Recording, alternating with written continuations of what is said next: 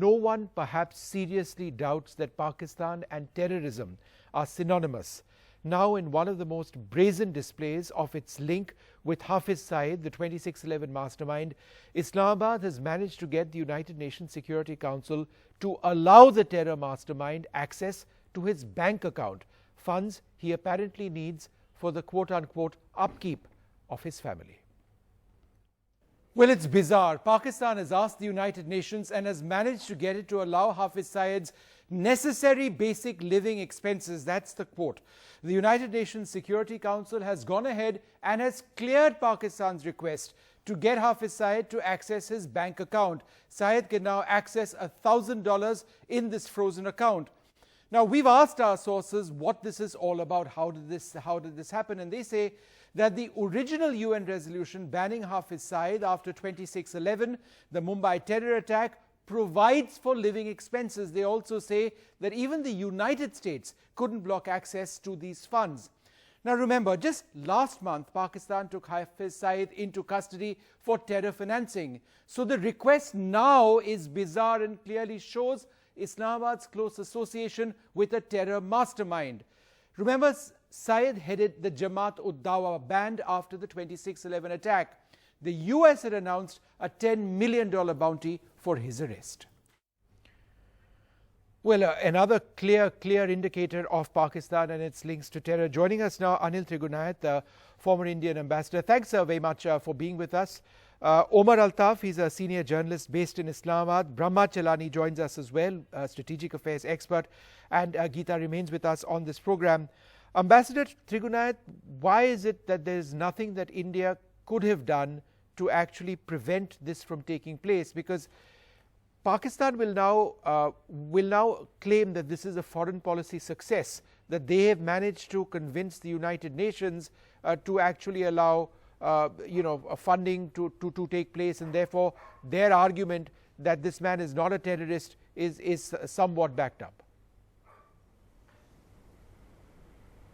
Well, number one is that everybody knows and that he is a designated terrorist by the United Nations. He figures on the 1267 list, and that it is a very bizarre, knowing too well and fully well that these kind of basic expenses is a facade perpetrated by Pakistan, and just to project itself that it has really blockaded all the funds and his accounts. And that was the main reason that they want to show it, because they are upcoming hearings on the FATF. They want to show that they had blocked his funds, and now they have got this kind of a leeway of about $1,000 per month access from his account for maintenance or the basic expenses, as they call. But the fact is that we need to look at it, the world should look at it. We are not in the Security Council, therefore we cannot prevent it. But there are other members who supposedly are our friends, and they could have done it, because in the 1267 or UNSC committee, for whether the exemption or for turning it down, you need a completely unanimous resolution. That is the main problem. That's why this has been happening repeatedly since 99, when this 1267 came into being in response to the Taliban blacklisting.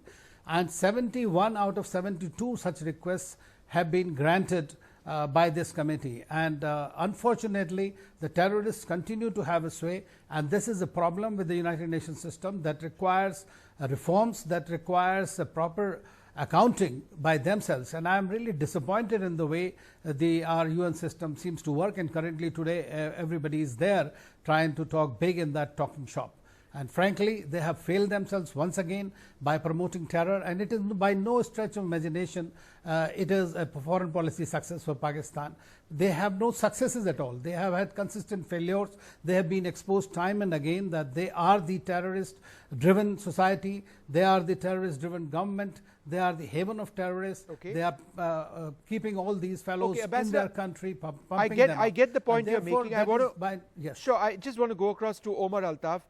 Omar, as far as Hafiz Saeed is concerned, he's one of those people who's been behind bars, not behind bars, in detention, not behind detention, making speeches, not allowed to making speeches for a very long period of time. But isn't there a basic hypocrisy between being designated as a terror financier and being detained, and then Pakistan approaching the United Nations Security Council and saying, look, open up his bank so that he can access $1,000? Isn't there a basic hypocrisy there? Vishnu, the access has been granted by the UNSC Sanctions Committee under the resolution 1267. So I think Pakistan has had no role, and the proposal was moved on August 15th. Why didn't India object then? Why didn't the other UN member countries object then, before he was granted this access to his bank accounts? Pakistan has no soft corner for people like Hafiz Saeed and his ilk, and Pakistan remains firmly committed to taking action against terrorists of all hues and shades. And Pakistan will prove its case before the FATF coming month. In October, Pakistan will prove to the FATF that it has complied with all its 27 points that the FATF had mentioned. But so Omar, that Pakistan is removed from the grey list. But Omar, the point over here is, why did Pakistan move this in August in any case? If Pakistan believes, and as you say, has no truck with Hafiz Saeed, then why did they move the UN Security Council to allow this? Vishnu, even if India considers him a terrorist, or even if he is a UN designated terrorist, Hafiz Saeed still hasn't been prosecuted by the courts in Pakistan, and he has a family. Like even if a terrorist has a family, he has to support it. So that's why the access has been granted to meet his basic needs for his family. But if someone's father or a family member is a terrorist, that doesn't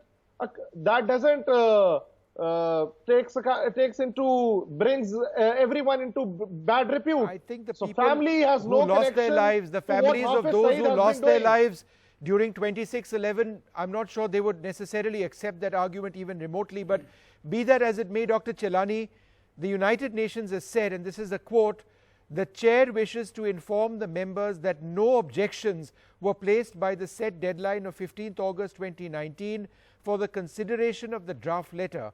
Consequently, the letter is approved and the chair will instruct the Secretariat to dispatch it." How do you read this? Is this a formality within the United Nations system that this funding could be allowed on quote-unquote humanitarian grounds, or do you believe this is some sort of a diplomatic lapse on our part? There are two things here. One, that this favor for one of the world's most wanted terrorists came from Pakistan underscores the deep nexus between the Pakistani state and terrorists. It also underscores the fact that Hafiz Saeed remains a valued asset for the Pakistani deep state. But it also casts an unflattering light on the UN Security Council Anti-Terrorist Committee. Placing someone on the UN terrorism list cannot be an end by itself. It should be a means to bring that individual like Hafiz Saeed to justice. Saeed should be tried and convicted. But ever since he was placed on the UN terrorism list nearly 11 years ago, the UN has done little to bring him to justice. Even the American bounty on him, the 10 million US bounty on Hafiz Saeed, is largely for show, to keep India happy. So in this situation, it's very clear to India that this fight against terrorism is a fight that India has to wage largely on its own. Geeta, I think that's a fair point that Dr. Chelani makes. There is a $10 million bounty on his head. The world knows where he is, and yet there has not been any arrest in the manner which India believes is just, that he's brought to an international tribunal or court or whatever it is. Pakistan has the audacity of going and getting him funds from the United Nations. The United States on that panel either chose not to or was unable to, despite their power, actually prevent this from happening, to block this move by Pakistan. The point that Brahma makes, that is this essentially a battle as far as Hafiz Saeed is concerned, that we are fighting alone?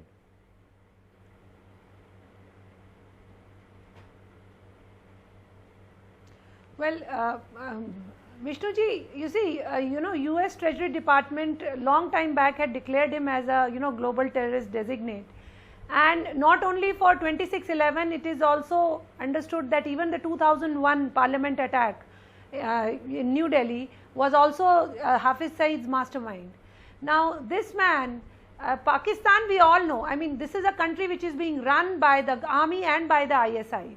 So the political leadership or the Prime Minister, what is their locus standi, we all understand. So we know that when Imran Khan just a few days back has confessed in front of the international press that Pakistan army has been training giving training to various terror organizations, it is understood that they are trying their best to protect Hafiz Saeed.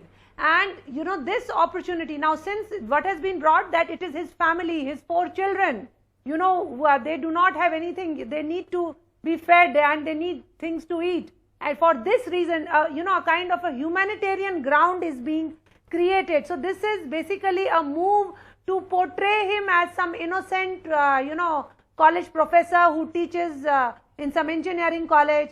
So this kind of an image, and as one of the other panelists had mentioned, that with the FATF, very soon the meeting is about to take place, and please remember it is China which is leading the FATF right now. So what kind of a deliberation or nexus is going on behind the scenes, based on which they have made this move just to soften the case when it comes to FATF. And yes, it is important that the world community needs to, while it is being discussed right now in United Nations, there have been a lot of talk where people are talking, like even the French president, he talked about international terrorism and about the Christchurch call. Sure. Of eliminating terrorism and the online violent content. With all these things going on, it is important that the world community needs to wake up and look at these incidences and act very strictly on them. Well, tomorrow is going to be a big day. May not get swayed away by these kind of excuses which Pakistan is making. Geeta, well, tomorrow one way or the other is going to be a very big day. The Prime Minister's speech at the United Nations General Assembly, Imran Khan will be speaking as well. Will the world community be more convinced about Pakistan's role in all of this? And in the fight against terror, will it remain genuine is what I think the global concern perhaps should be. I'd like to thank all of you very much for joining us. Out of time completely on the show. Till then, goodbye.